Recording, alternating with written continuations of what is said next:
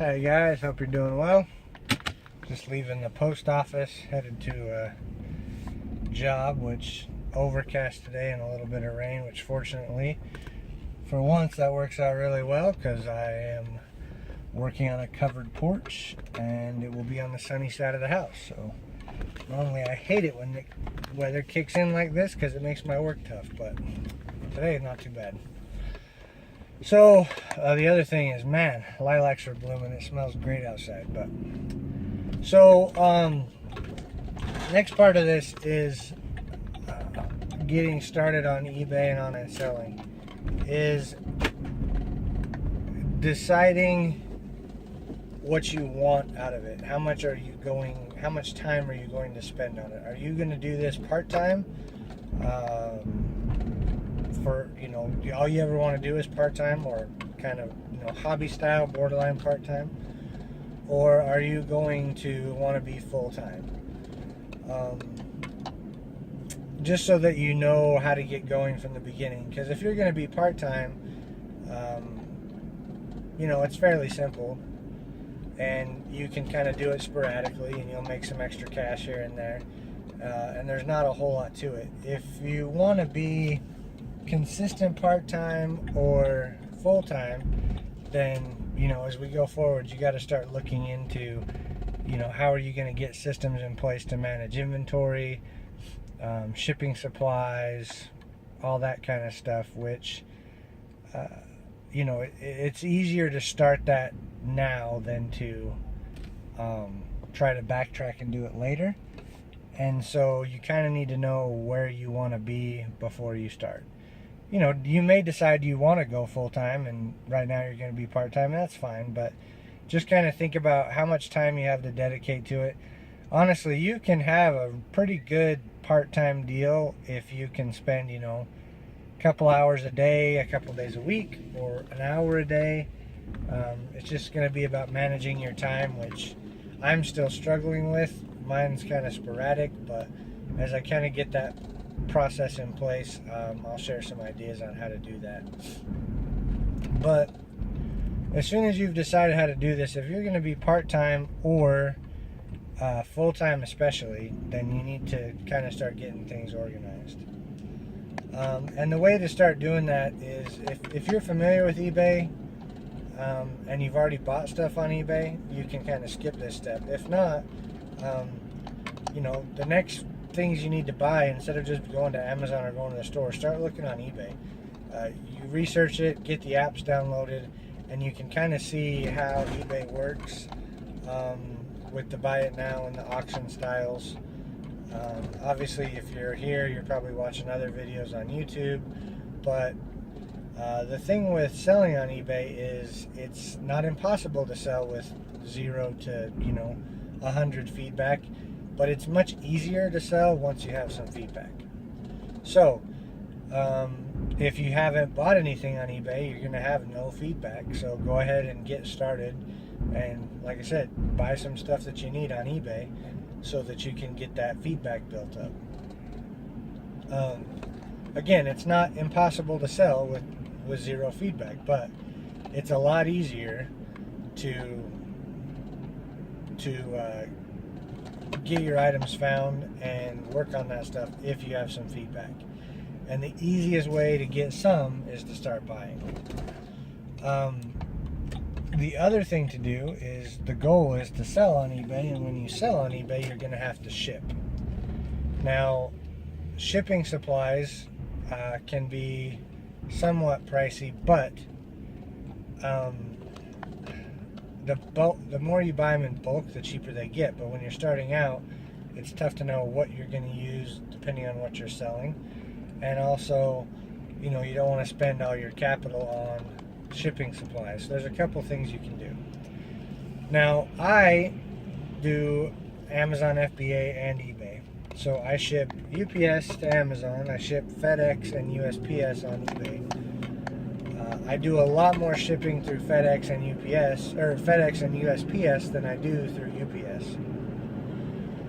Just because eBay makes the shipping process so easy. However, the first thing you need to do is you need to go to ups.com and you need to set up an account. And once you do that, you can order shipping labels for free. Now, this is where it's up to you and your conscience, but UPS will send you two labels per page, 8.5 by 11 sheets. They print on a laser or an inkjet, very easy. I'll get into printers in a later video. But they are 2 up on an 8.5 by 11 sheet. They work for UPS, USPS, and FedEx.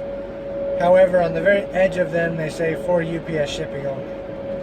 So what I do is I'm still in that just getting started phase. I have ordered those labels. I use them all the time. For FBA, when you do one shipment, you use a whole sheet. For all my other stuff, I can print a label off of eBay and it uses one of the labels. So I peel the label off, use it, flip the page around, load it, and I print the other label. So it's just a way to get free labels. Sometimes I use them for UPS, sometimes I use them for USPS and FedEx. They're generally a little bigger than I want, so I trim them, and you don't see that used for UPS only on it anymore. So it is what it is. If you want to do it that way, it's a way to get free labels when you're starting up. And then as you get more busy and you're doing a lot of sales and you've got some money coming in, if you want to switch to ordering labels, then you can do that at that time. The other thing is to go on USPS.com, because you're going to be using their shipping services, and you want to order a bunch of their free shipping supplies. Now, they brand theirs very well, so you're only going to be able to use them for USPS, but like I said, you're going to use a lot of USPS shipping stuff. So what you're going to want to kind of get started is buy the smallest quantity of theirs. And this is, you got to think about what you're selling too. So their small flat rate boxes are pretty small. Order the smallest quantity of those, I think it's 10. And then the medium flat rate boxes, there's 2 different sizes. There's kind of a thin, bigger one, and then kind of a more square one. Order both of those. Again, if you're just starting out, unless you have something you're going to use a ton of them for, just use the smallest quantity of each one. Then you're going to want to order the flat rate bubble mailers. I think they come in packs of 25. And these are all free. The post office will just drop them off at your door. And then, but not all of them are available at the post office, so you want to order these. And then you're going to want to get Region A boxes and Region B boxes. So, I guess they're called Regional A and Regional B. Regional B is a little bigger. So these are all their flat rate stuff, which once you get over about 2 pounds, if it will fit in a flat rate box, generally from what I've seen so far, that's going to be cheaper than FedEx Smart Post. So pretty much anything under a pound, I send, first class mail. And then once you get over a pound, anything up to about anything over 2 pounds, if it fits in a, flat rate or Region A, Region B, which those are going to depend on how far away it's going. Those region ones are cheaper depending on how close they are to you. And then FedEx Smart Post is the other one for if it doesn't fit in a flat rate or regional box, then Smart Post is the next best route. But you're going to want to have those options, and like I said, not all of those items are available at the post office. So you order those, you get them for free, and you have them on hand. Now, depending on how you're planning on selling, is whether or not you're going to want to open a eBay store. So I'll get into that in the next video because that ties into shipping supplies as well.